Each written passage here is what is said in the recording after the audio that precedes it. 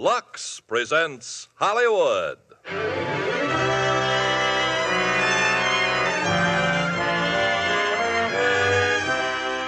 Lever Brothers Company, the makers of Lux Toilet Soap, brings you the Lux Radio Theater, starring Cary Grant and Phyllis Thaxter in I Confess.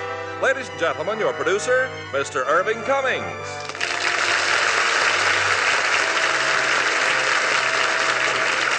Greetings from Hollywood, ladies and gentlemen. Tonight's play, I Confess, has one of the most unusual plots for sustained interest and suspense I have ever seen. And of course, when that master director, Alfred Hitchcock, adds his individual touch to the action, it's bound to be another screen hit for Warner Brothers. And for our stars, we have one of the finest actresses on the screen, Phyllis Thaxter, co-starring with Cary Grant, who will again prove his great versatility in a highly dramatic role. You know, there's no soap quite like mild and gentle Lux. Lux toilet soap has been a Hollywood custom for years. Once our glamorous Hollywood stars start using Lux, they won't use any other soap.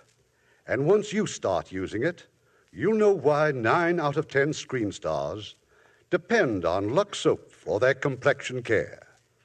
Now, I Confess, starring Cary Grant as Father Michael Logan and Phyllis Thaxter as Ruth.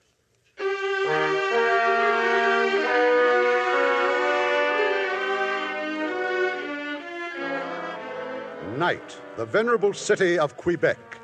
In the moonlight, the narrow cobble-side streets are all but deserted. A man, wearing the cassock of a priest, has darted into the rectory of a church. He sheds the cassock, and now he enters the church itself. Who is it? Who's there? It's Father Logan. Oh, Father Logan. I did not recognize you in the dark. Is that you, Keller? Yes, Father. Now, what are you doing here this time of night? I came in to pray. Is something wrong? Can I help you? No one can help me. I have abused your kindness. How? You who gave my wife and me a home here, right with the church, a job, even friendship. To me, a refugee, a German. Now you will hate me. Oh, no, I don't hate anyone, Keller. You will hate me. But it was for her, for my wife. She worked so hard, Father. It breaks my heart. Keller, what is it? I must confess to you. I want to make a confession. All right, we'll go to the confessional. Yes. I want you to hear my confession.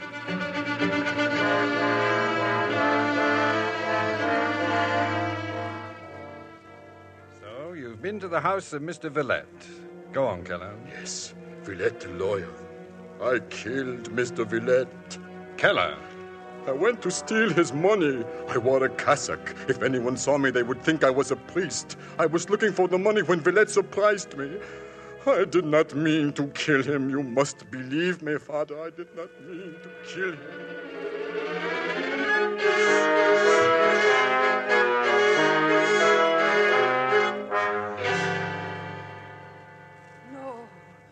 No, you didn't do it. Otto, you did not kill him. I have just come from confession. Oh. Father Logan is my priest. You are my wife. It is right that you should also know. But why, Otto? Why? I am not a murderer. It was an accident. It was the money. How could I watch you work so hard? I lie awake night after night and I think all we need is $2,000, Alma. With $2,000 we can start a new life. And Villette was rich. Otto. Oh, it's so dangerous. They will catch me. They will hang me. I cannot. Father Logan will go to them.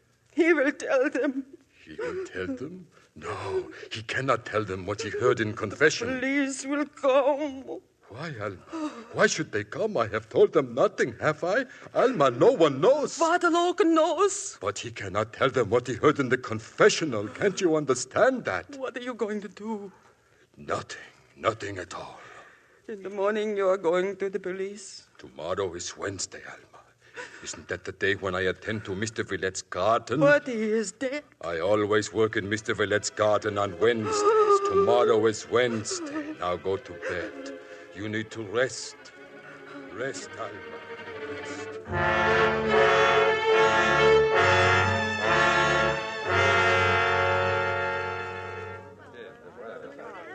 Can I help you, Father. We're trying to keep this crowd away from the house. You are the police? Yes. You've heard, haven't you, Mr. Villette's been murdered? Yes, I had an appointment here this morning. With Villette? Yes. Is there anything I can do? Well, if you had an appointment, you better go in the house. Do you mind? Not at all. Inspector LaRue's in there. Maybe he'd like to talk to you. This way. All right.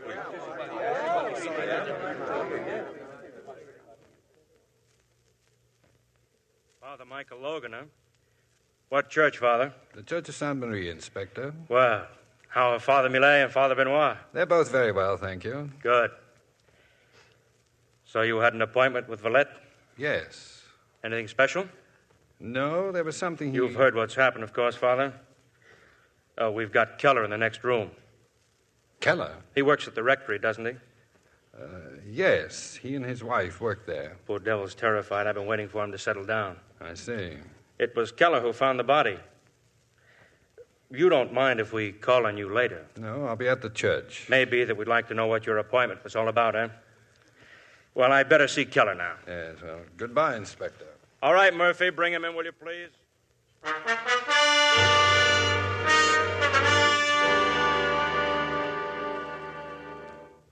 have told policemen. I have told them everything. Now, there's no need to be frightened, Keller. Now, how did you find the body? This morning I arrived as usual at 8:30. I came inside. You have a key to this house? No, the door was open. It frightened me. An open door? Why? The door was always locked. I went in and there he was. I could see that he was dead. I wanted to run. Run? You do not understand. How can you? There I was, a man without a country, alone, discovering a murder. I thought of the police. I am always afraid of the police. This is a German fear, this fear. There's nothing to be afraid of here. Yes. Thank you, sir. Father Logan is here. I heard them say that Father Logan... Well, he was here. He's gone now. What will he think of me? Probably very highly if you can be of more help to us. Help? There are a few things I'd like to know. Now, when you first came into the house, did you call for Mr. Villette or... Father Logan. Please, we can't talk here. But is it true? It's true, Ruth. Villette's been murdered. I can't believe it. Michael, we're free. We're free. Are we? Goodbye, Ruth.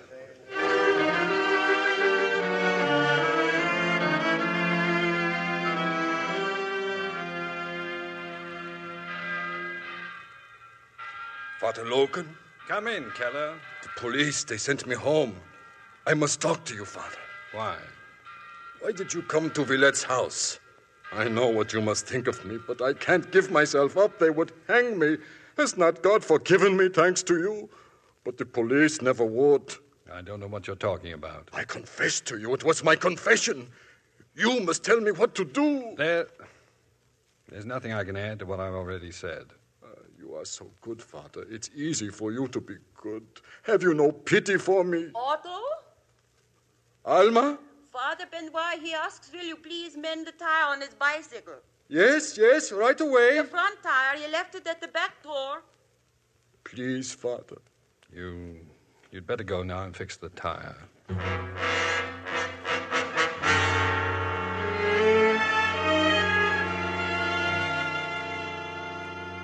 That's about it, Mr. Robertson. I said to myself, you're in no position to go to the Crown Prosecutor. You've got nothing to give him. But I'm here just the same, Mr. Robertson. Oh, you're quite a man, Inspector. Quite a man. Now, we know that Villette was murdered, strangled, and that robbery may have been the motive. But we're not certain. And no fingerprints and no suspects. Oh, this should be very simple for you, LaRue. I took the liberty of bringing a girl along. A girl? Schoolgirl. Oh. Murphy's got her out there in the hall. Just a possibility, Mr. Robertson. All right, LaRue. Let's hear what she's got to say. Thank you, sir. So, you are Augustine. Yes, monsieur. Sorry you had to be dragged out from school, young lady. Oh, but I like to be dragged out from school, monsieur. Well, this is Mr. Robertson. He's the Crown Prosecutor. Now, your mother called to say that you passed the Villette house last night. That's right. And what time was that? 11 o'clock. A little after 11. I was babysitting for Madame Germaine, and I left her house at 11 o'clock. Well, shall we say the time was between 11 and 11:30? Yes. And I saw someone leaving Monsieur Villette's house. A man. A priest, monsieur. What? A priest. Augustine, this is very important. Are you sure? Quite sure, monsieur. I was walking by the Rue Valentin, and then suddenly there was this priest. He was coming out of the house and walking away. Did you see his face? No. How tall was he? Well, like you, monsieur. And was he fat or thin? Not fat, but not thin either. Did you notice anything special about him, anything at all? No. Did he see you, Augustine? I don't think so, monsieur. But you are absolutely sure he was a priest? Yes. Thank you. You may go now. Oh, I must ask you a favor. I don't want you to say anything to anyone about this. Promise? Oh, yes, monsieur. Goodbye. Goodbye, little one. And if you should need me again... Yes? It would be very nice if you could drag me out of school. You know what this means? We'll have to check every rectory in town, find out which priests were out late last night. It's ridiculous to think a priest would be involved. LaRue, you don't really think it could be a priest? Yes, maybe. There was a priest this morning who... Well? Nothing. I'll have to check further. Don't be so mysterious. Well, I should know something more by tomorrow. Good day, Mr. Robertson, and thank you.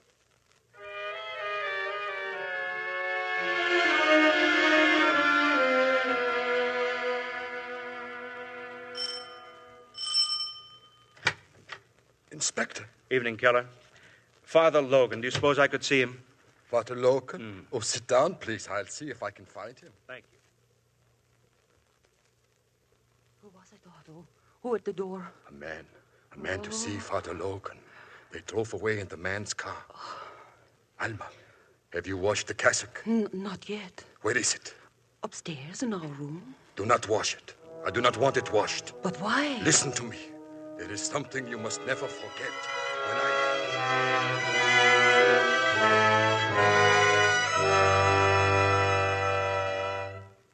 I suppose we might have had this little talk at the rectory, Father. Hope you don't mind coming here to my office. Not at all. As long as Father Millet knows where I am. You told him? Yes. Unpleasant bit of business, isn't it, Father?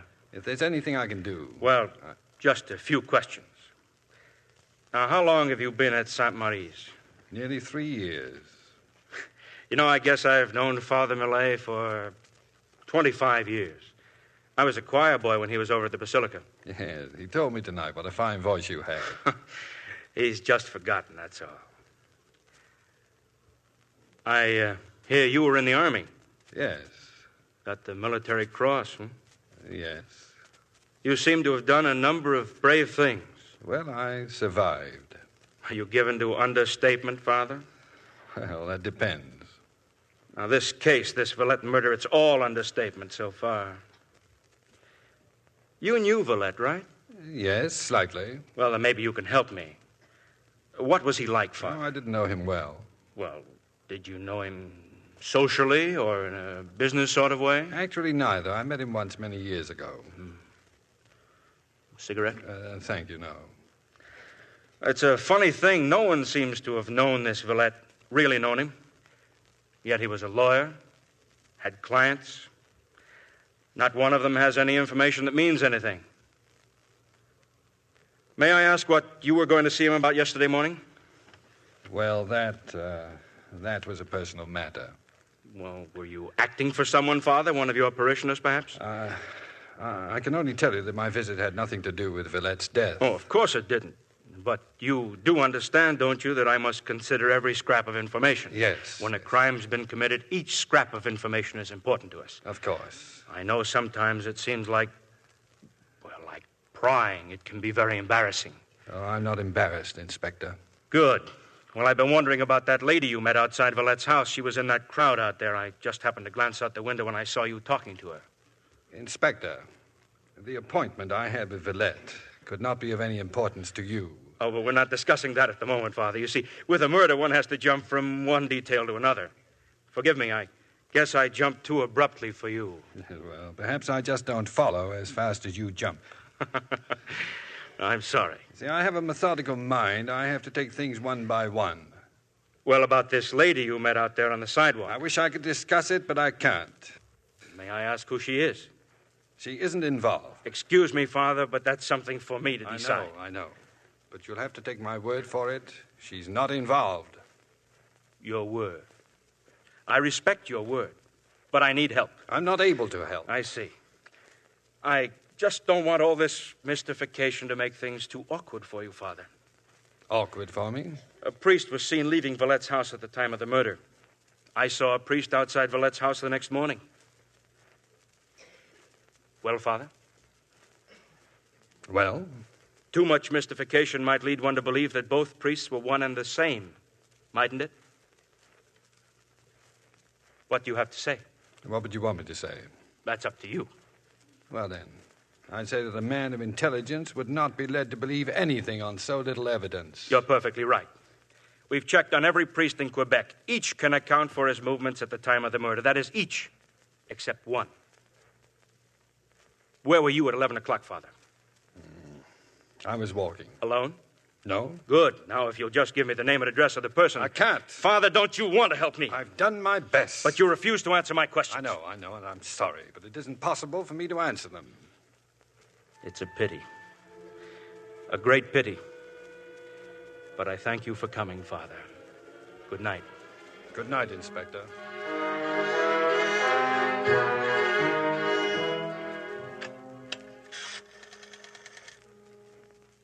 This is LaRue.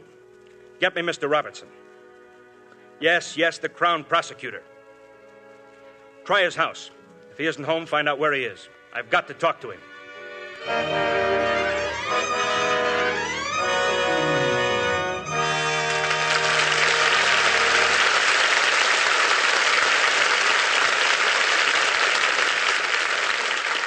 Before we continue with Act Two of I Confess, here's Frances Scully, our Hollywood reporter. What are you reading, Frances? Well, I've got a batch of reviews on the world premiere of The Robe, Ken. 20th Century Fox held it in New York last Wednesday night. 6,500 people were invited, and 6,000 more gathered outside the theater. Imagine what Hollywood Boulevard will be like this Thursday night at the Hollywood premiere. How were the reviews, Frances? Oh, just listen to this, Ken. The New York Daily News gave The Robe 4 stars and 4 stars for CinemaScope.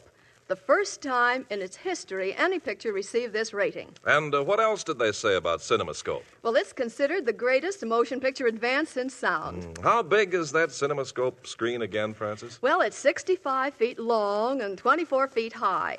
And it's so wide that a chariot has 4 white horses, not just 2, thundering toward the audience. Not to mention close-ups of Richard Burton, Gene Simmons, and Victor Mature all at once. I love this description of Victor Mature. They write that Victor plays the Greek slave, quote, with the controlled arrogance of a trained leopard, unquote. Leopard, eh? And Gene Simmons? Oh, these are the words they use about her. Lovely and passionate. I could add a few words about Gene myself, such as complexion by Lux. And don't forget, Ken, The Robe is in Technicolor, so audiences will really see what Lux care can mean to a complexion. Well, Jean has been devoted to Lux for many years. I guess it's a habit she picked up in England. Well, Lux seems to be an international custom with most movie actresses. With so many pictures being made on location, Mexico, Rome, the Belgian Congo, why, well, I think you can call Lux the most traveled of all soaps. Yes, Lux gets around all right. Like Gene Simmons, so many stars feel that Lux is the one soap they can depend on to keep their skin looking its very best. Lux is so gentle and mild. And another nice thing, the fragrance of Lux never interferes with any perfume you wear. Thank you, Frances. Once you've used Lux, we think you'll agree with Gene Simmons and 9 out of 10 screen stars. There's no soap quite like Lux. Now, our producer, Mr. Cummings. Act Two of I Confess, starring Cary Grant as Father Michael Logan and Phyllis Thaxter as Ruth.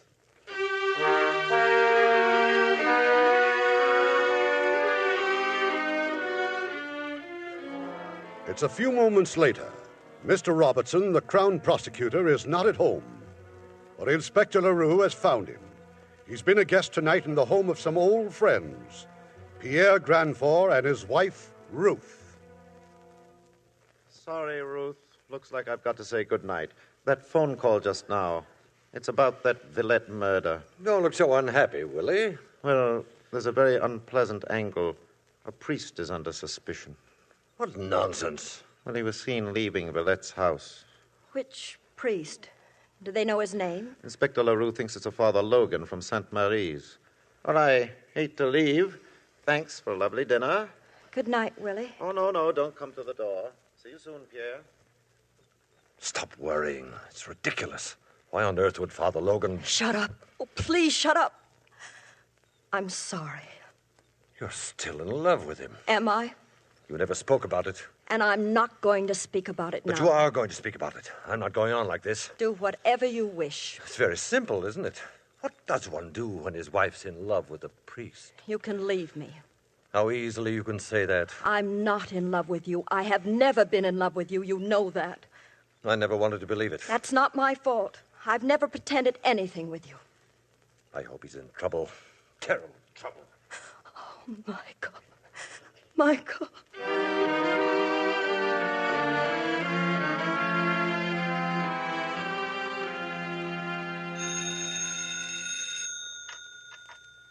Hello? Summary's Rectory? I want to speak to Father Logan, please. Father Logan? Oh, but he is asleep. I'm not asleep, Mrs. Keller. Oh, it is very late. I'll take it. Thank you. Good night, Father. Hello? Michael, I've got to see you. Ruth, please. That's impossible. I've got to see you tomorrow morning. I've got to meet you somewhere. Michael, aren't you listening? I hear you. I'm going to Levis tomorrow morning. The ferry, Michael. The 9 o'clock ferry. All right. Good night.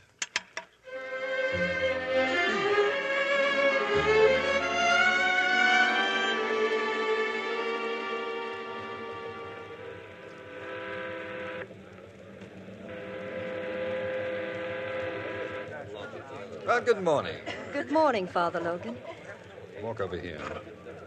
We shouldn't be seen together for your sake. I had to see you. Ruth, the police have been questioning me.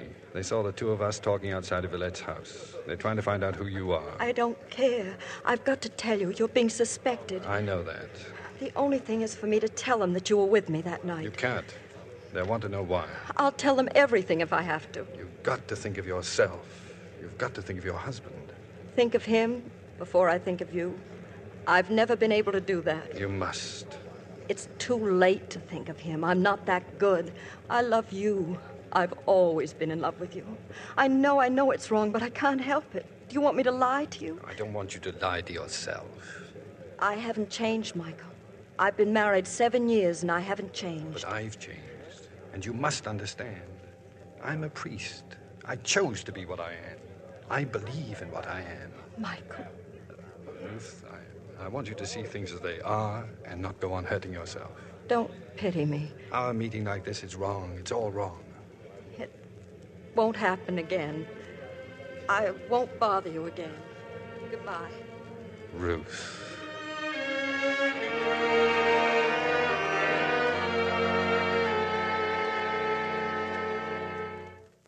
Ruth, who was it? Who just telephoned? Willie Robertson. He wants me to come to his office now. Why? I was seen on the ferry this morning with Michael Logan. Apparently, I was being followed by a detective. Would you like to tell me what you're going to do? Answer whatever questions they ask me. I'm going to tell them why Michael could not have killed Villette. Oh. Has Father Logan cleared himself to your satisfaction? He didn't have to. I was with him at the time. Would you like me to go with you? I'm in no position to ask favors, am I? Get ready. I'll get the car. Thank you.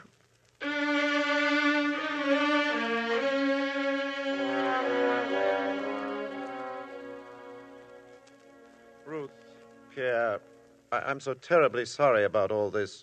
Oh, this is Inspector LaRue. Good evening. Inspector LaRue has promised to keep all this from the press. That is, I'll do my best. Oh, please, won't you sit down? Thank you. Father Logan is here. Here? Yes, the other room. If you'll join us, Father, please. Good evening, Father Logan. Good evening. Good evening. Father Logan. May we begin, please? What is it you want to know? Madame, you met Father Logan on the ferry this morning. Yes. May I ask the reason for this meeting?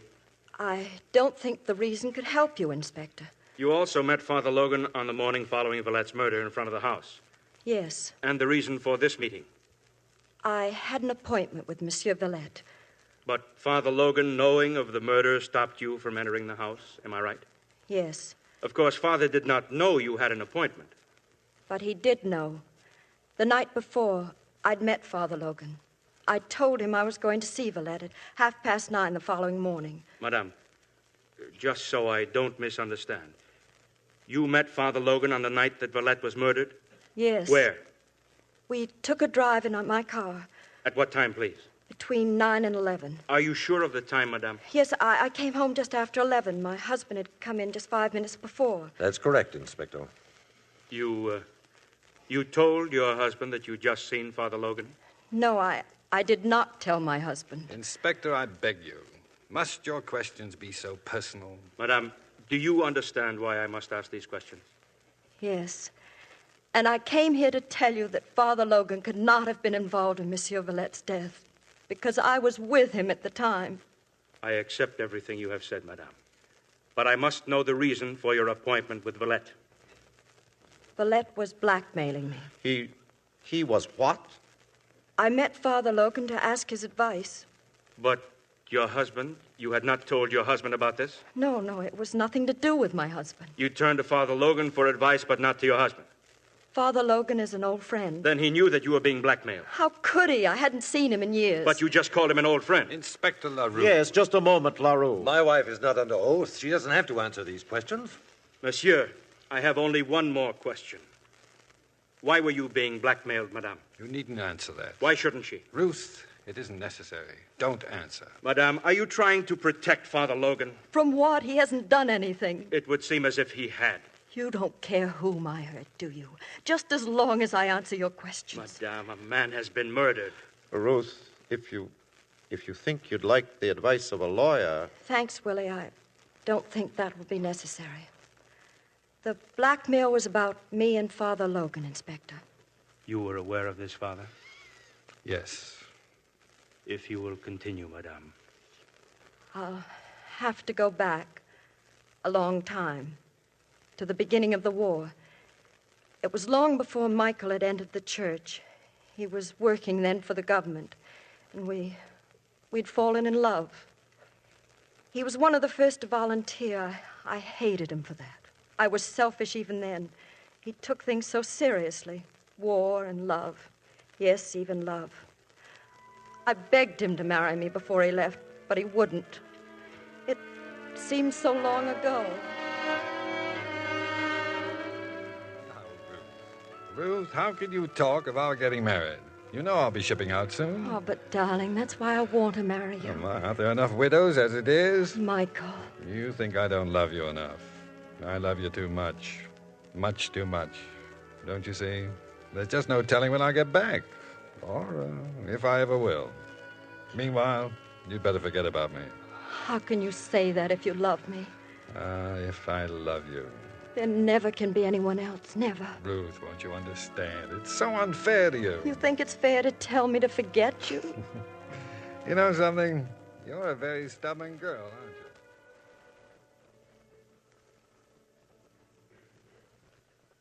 you? His letters were long at first, but after a while there were no letters at all. Nothing, not a word, for over a year. Meanwhile, I'd started working for my future husband. Pierre was... Ruth, you don't have to tell him. You don't have to tell him anything more. I want to. You were very kind to me, Pierre. You realized I was unhappy, and like all kind people, you never asked me why. I was in love with you. Anyway, 6 months later, we were married. When the war was over, Michael came home. I was at the dock the day the boat arrived. We arranged to meet the following afternoon. It was a lovely day, the end of the summer. We took the ferry and went over to the island. We started to walk, and Michael told me the thoughts that had come to him during the war. The war had changed him. Then suddenly a storm came.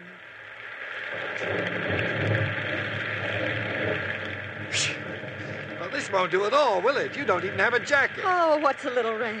Come on, let's run for it. There must be some place we can go. Where are we, anyway? Oh, I don't know.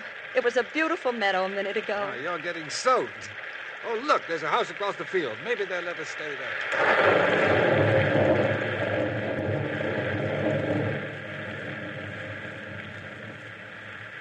The house was closed, Inspector. Locked. The storm grew worse. There was a summer house in the garden, a roof and lattice and ivy. It was the only shelter we could find. Sometime during the night, the rain stopped. It was sunlight that awakened me. Michael was seated at a table, his head on his arms. He was still asleep. And then a man came walking through the garden. Hello. Well, I've been entertaining guests, I see. He called again, and Michael wakened. What a charming rendezvous. I trust you and the lady were not disturbed during the night. But what a compromising situation, monsieur. Michael, no, don't. He only defends your honor, madame. Get out. Get out? From my own garden? That doesn't give you the right to insult Madame Grandfort? Oh, yes, I know madame. Ruth? That is, I know of her husband, the distinguished member of Parliament. I've seen you quite often, madame, waiting for him in your car. Oh, how exciting it must be to be young. Young and beautiful. This man, Villette? Villette. What could I say to Michael? I hadn't told him I was married. Father? Let her continue. I didn't see Michael again for 5 years, nor Villette either. Not till the day that Michael was ordained a priest. Villette attended the ceremonies. And after that, I started to run into him all the time. One day as I left the house, he was waiting for me on the sidewalk.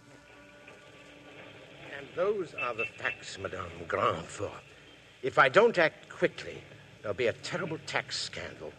Only your husband can help me. Then go to my husband. There's nothing I can do. But your husband is so righteous, Madame. You could persuade him to use his influence, couldn't you? You can't be serious. Madame, must I tell your husband about you and Father Logan? Must I? There's nothing you can tell him. We did nothing wrong. Think it over. I'll give you 24 hours.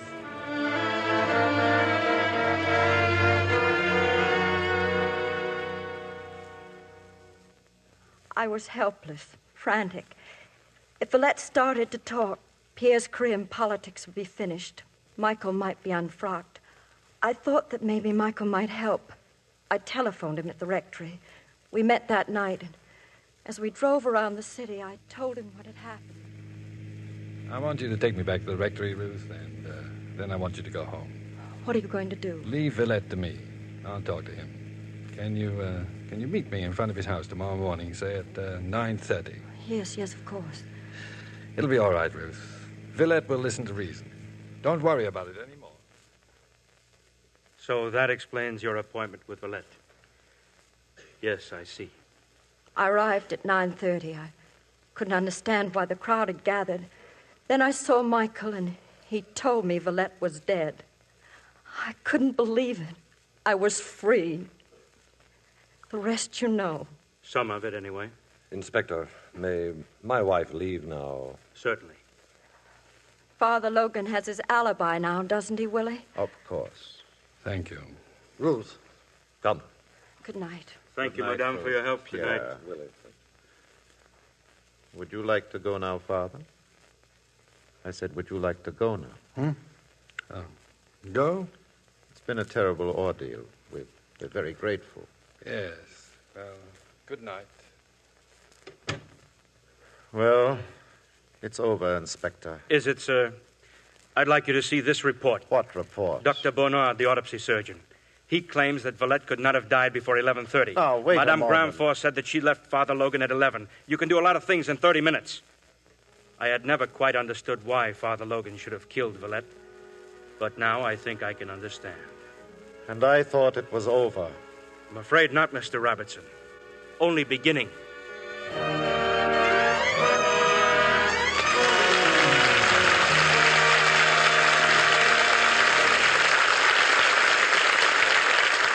We'll continue with Act 3 of I Confess in just a few moments.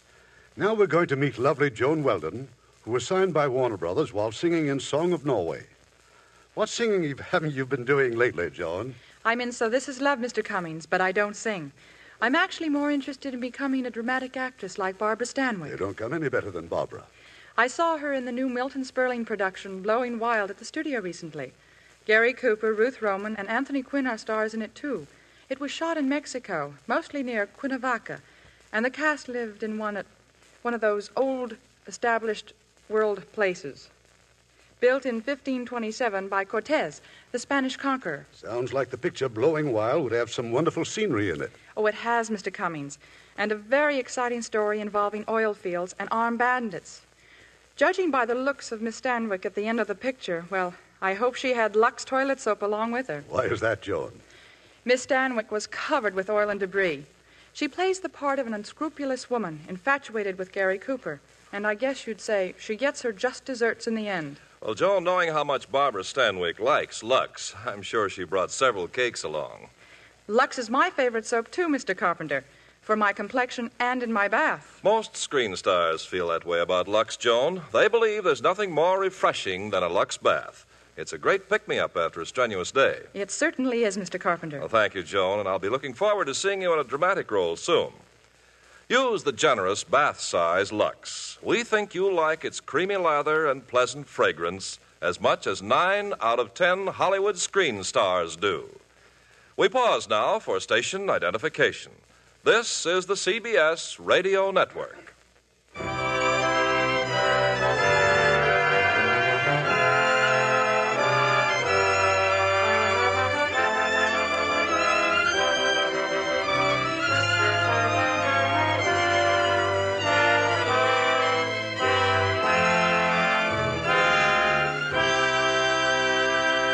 The curtain rises on Act 3 of I Confess, starring Cary Grant as Father Michael Logan and Phyllis Thaxter as Ruth.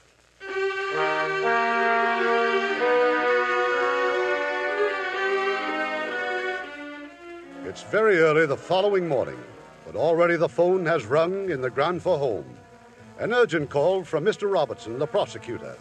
And now Ruth has rushed to the church of Sainte Marie. But I can't talk to you now, Ruth. There are people waiting at the confessional. Mr. Robertson phoned. They're going to arrest you. Oh, Michael, what can we do? I don't know. You're not going to let them bring you to trial. Don't you know what that would mean? I've done this to you. I've done it all. No, you mustn't say that. They're going to call me as a witness, and all because of what I told them last night. They claim I've given them the motive they've been waiting for. Ruth, please. I must go now. I should have lied, but I told the truth. And now they'll twist everything I've said. They'll turn it. They'll use it. I wanted to help you. To help you. Well, it doesn't matter. There's nothing either of us can do.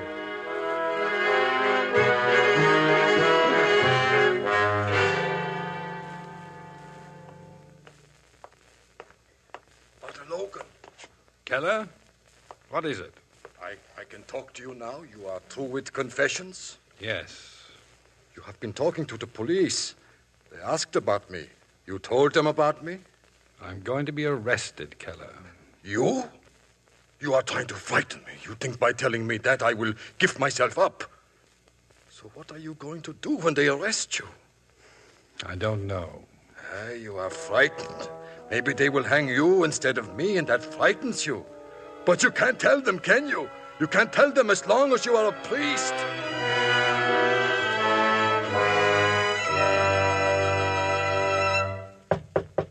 Come in.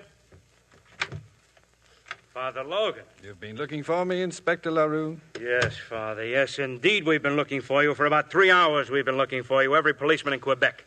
I've been walking. I've been trying to think. You can call it off, Murphy. You just walked in.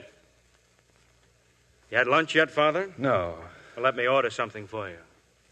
Oh, you're under arrest. Yes, I know. Priest arrested for murder. Father Logan charged with valet murder. Robertson plans speedy trial of accused priest.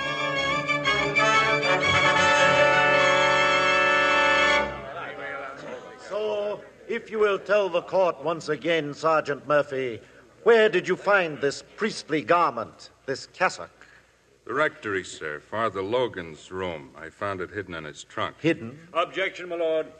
On what grounds can the witness claim the article was hidden? Sustained. Sorry, my lord. The Crown is content to establish only the fact that the cassock was in the accused's trunk. Now then, Sergeant, what did the police do with this cassock? We sent it to Dr. Bernard, pathologist at Laval University. I have his signed report here, sir. It's Dr. Bernard's opinion that the cassock was stained with human blood. Whose blood? The report says that the blood type is identical to that of the murdered man, Villette. Thank you. Now, if it please the court, the Crown would like to recall the witness whom we heard yesterday, but very briefly. Will Otto Keller take the stand? Now then, Mr. Keller, you told us yesterday that you spoke with Father Logan on the night of the murder at approximately 11:45 o'clock. Yes, sir. Under what circumstances? My wife was asleep, sir. I was just about to go to bed, so I opened the window. I saw someone entering the church. Who? I could not tell at that distance, sir, so I went downstairs and walked out of the rectory and across to the church. I saw someone kneeling against the altar rail. As he lifted his head, I saw it was Father Logan, sir. Was there anything about his manner that seemed out of the ordinary? He seemed so distressed, sir. I asked him if he were ill. He said no. He said I should go back and leave him alone. And did you go back? No, sir. Father Logan had always been so very kind to my wife and to me. I wanted to help him if I could. Well? He told me again to leave him alone, so I went back to our room. Your witness, Mr. Crawley. The defense waives examination at this time, my lord. Waives examination. Then the Crown calls Madame Granfort to the stand. Madame Ruth Granfort, please. I can't answer your questions in any other way. How can I, when you repeatedly twist my words around and rephrase them? The witness will kindly confine herself to answer as to the facts. Madame Granfort, you just told us you were in love with the accused prior to the war. Yes. But what we are trying to find out is whether or not you were still in love with the accused on that night of Villette's murder. Yes, yes. Thank you. And how often had you met with him between the night at the summer house on the island and the night Villette was killed? Never, never. You want this court to believe that a woman in love doesn't make some attempt to meet her lover? My lord. This line of questioning doesn't seem particularly relevant. But it is, my lord. I am trying to discover whether or not Villette's blackmail was based on his knowledge not merely of a single meeting between the accused and the witness, but of a continuous, uninterrupted series that's not true. It's not true. My lord, the witness appears to be on the verge of hysteria. May I excuse her for the moment and call the accused? Does the defense object? No objections, my lord. Call the accused. Father Michael Lowe.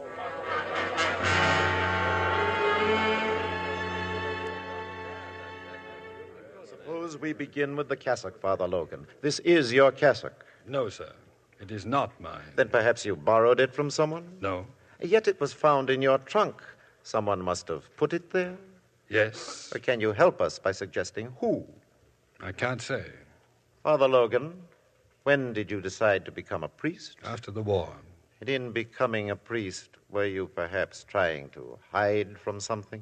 I've never thought of the priesthood as offering a hiding place. It involves certain responsibilities, certain morality. Yes. And yet you saw nothing wrong in having a clandestine meeting with a woman. Are you trying to imply that I was a priest at that time? I was not a priest. But did you consider that this woman was married?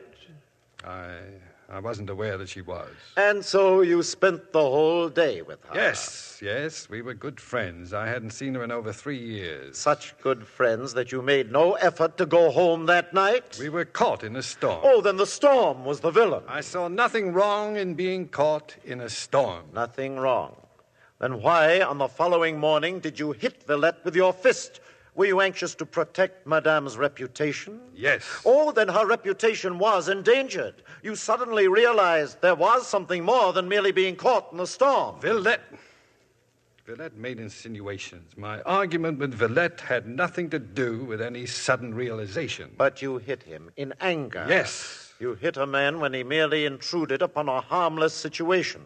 Then surely you are capable of far more violence when that same man blackmails your friend, Madame Grandfort. I am not capable of murder. You would go to such a man, and unable to control your temper, unable to face a public scandal, you would turn again to physical force. No, I would not. No, you would not. You say that you and Madame separated at 11 o'clock on the night of the murder. That's right, yes. Then it was possible for you to be at Villette's house by 11:30. Yes, it was possible, but I did not go there. I went back to the rectory. And what did you do, Father Logan? I went up to my room. Then I went downstairs and into the church. Did you see anyone there? Otto Keller. But Mr. Keller has told the court that the time then was 11:45 or after. That isn't true. Then perhaps you are prepared to tell us the truth. I have told you the truth. That is all you have to say. That is all. And I say that you did not return to the rectory until 11:45 or after, that you had met with Villette, that he threatened you with exposure, and that you then proceeded to kill him. No.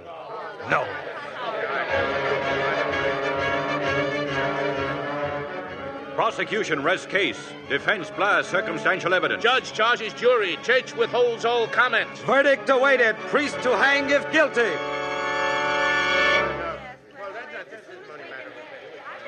Silence! Silence! Everybody stands. Gentlemen of the jury, are you agreed on your verdict? We are. Is Michael Logan guilty of murder or not guilty? While we attach grave suspicions to the accused, we cannot find sufficient evidence to prove that he actually killed Monsieur Villette. Our verdict is not guilty. Silence! Silence!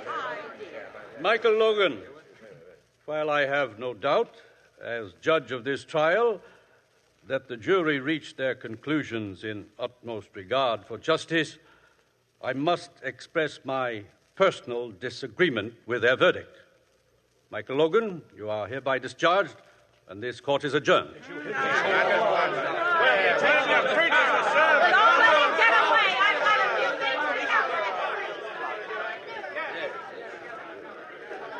Well, LaRue, I told you the cassock wouldn't be enough. They've ruined him. Why couldn't they just have said not guilty and let it go at that?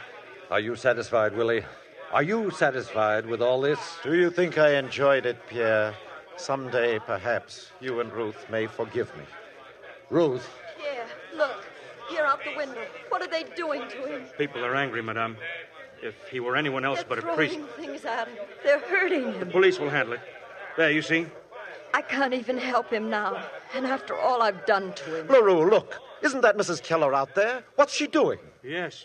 She's shouting something. She's pointing to her husband and shouting, I better get down there. Those were shots. Mrs. Keller. Someone shot Mrs. Keller.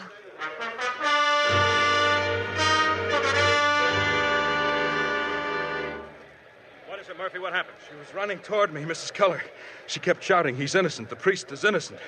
Keller was about 20 feet in back of her. He shot her twice. Where is she? They've just taken her to that shop over there. Who's getting a statement? No one, sir. She's dead. And Keller? He won't get far. We're after him now. He ran into the hotel down there. I don't want him shot. Well, he's still got the gun, sir. I don't want him dead. I want to talk to him. Yes, sir. Where's Father Logan? He went in the shop where Mrs. Keller is.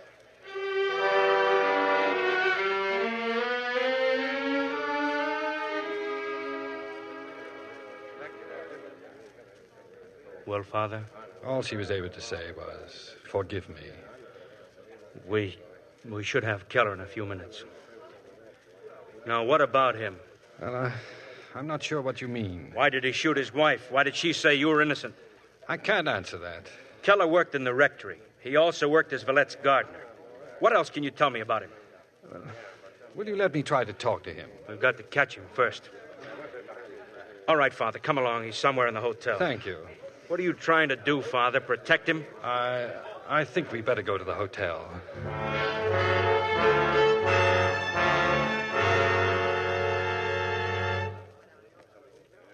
We've got him cornered, Inspector. Behind those doors is a ballroom. No place to hide. Just the floor and a stage. Every exit's covered. All right. I just sent Farouche for tear gas. Oh, no, please. Let me try to talk to him. No. Murphy, open the doors. Now, the rest of you stand back. Ready? Go ahead. Keller, What do you want? I want you to give yourself up. Why would I do that? You shot your wife. Isn't that enough? And what about Villette? Villette? So the priest talked. Logan, where are you, Father Logan? Keller. Ah, so you are there. How kindly you hear my confession, and then a little shame, a little violence. That's all it takes to make you talk. I'm going in there. Now get back, Father, or kill you. Oh, you show yourself the hypocrite, the pretender. I thought you would rather die than to betray your faith. Keep him covered, Murphy. Yes, sir. Now get ready. Aim for Keller's shoulder. Make him drop the gun. Be easier to hit his leg, sir. Shoulder, the right shoulder. Gonna shoot now, Keller. Drop your gun and we shoot. Oh, no, please. Don't make them do it, Keller. That is all you have to tell me? Oh.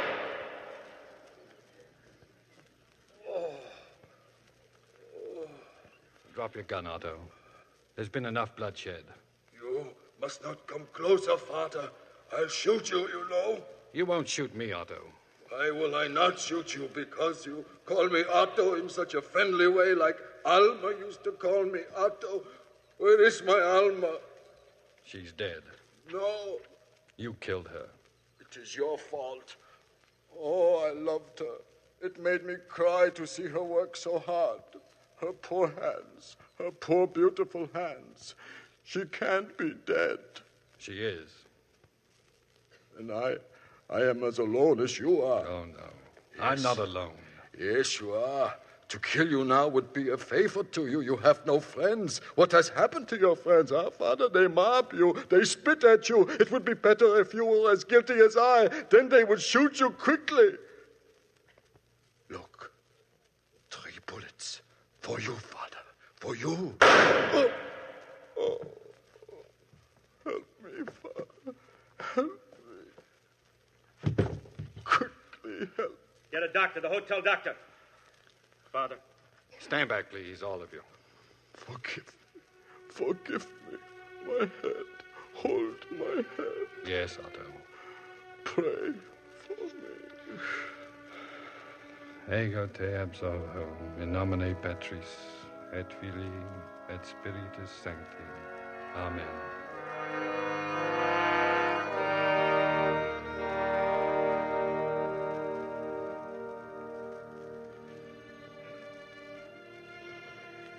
Michael. It's all over. Yes. I want you to know I'm going home with my husband.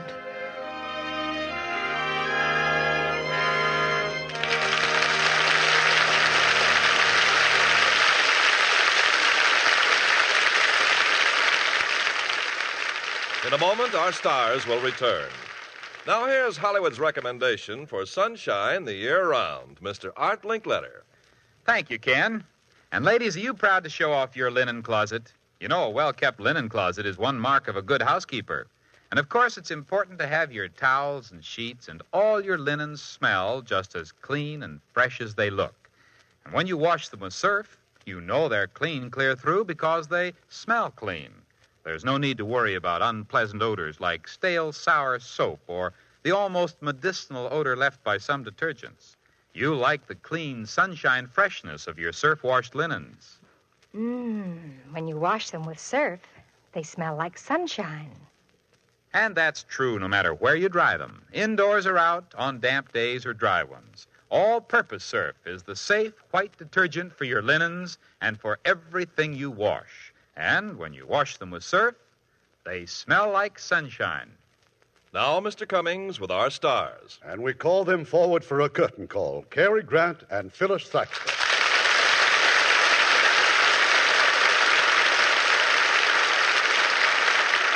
Cary, I certainly enjoyed your work in a dramatic part.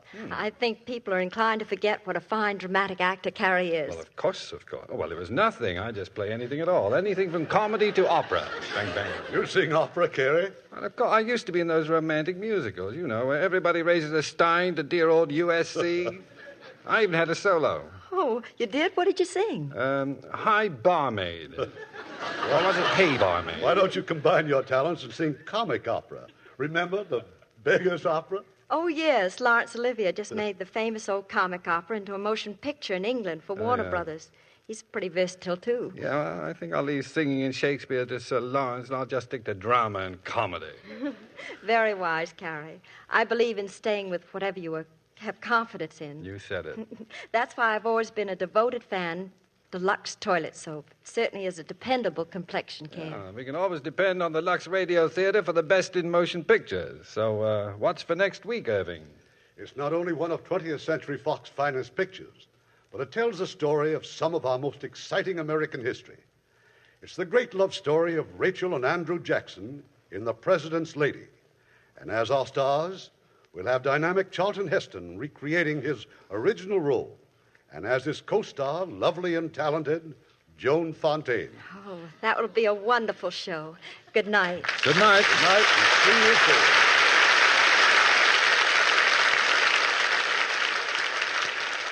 Good morning, honey. When you say good morning, does your breath say... Morning, Mom. Morning, Mom. Morning, Mom. Morning, Mom. It won't if you use Chlorident toothpaste. Chlorident absolutely gets rid of that stale, furry taste that's a sure sign of bad breath. Some toothpastes only mask bad breath temporarily.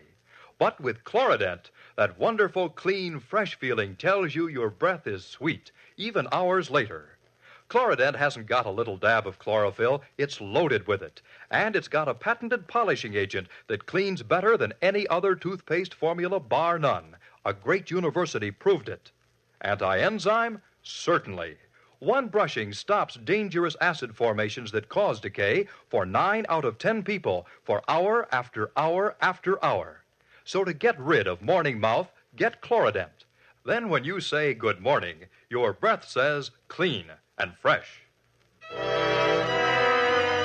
Lever Brothers Company, the makers of Lux Toilet Soap, invite you to be with us again next Monday evening when the Lux Radio Theater presents Charlton Heston and Joan Fontaine in The President's Lady. This is Irving Cummings saying good night to you from Hollywood.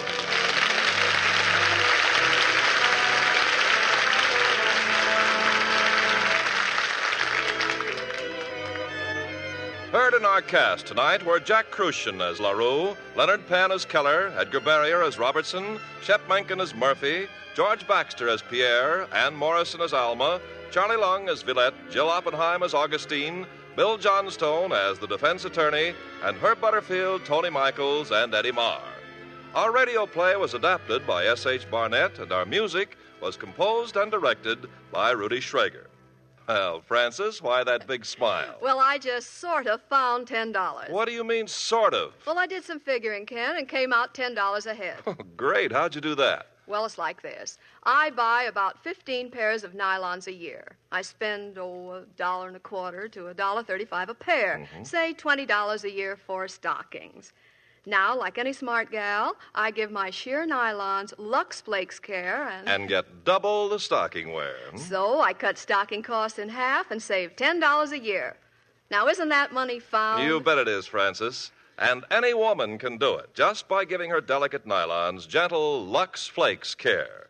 So don't wash your nylons harshly in wash day products. You see, Lux Flakes keep nylon threads strong and elastic, so they're less likely to break and cause runs. That's why 96% of stocking manufacturers recommend Lux Flakes. And Lux Flakes are guaranteed safe by Lever Brothers. Remember, if you want double your stocking wear, be sure to use Lux Flakes Care.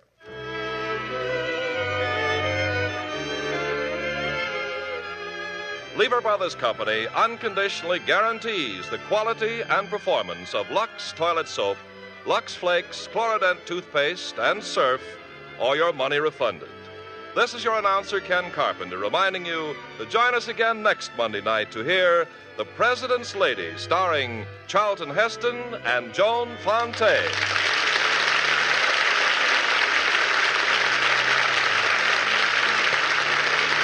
Every Thursday evening, Lever Brothers Company brings you the Lux Video Theater. Consult your local newspaper for time and station.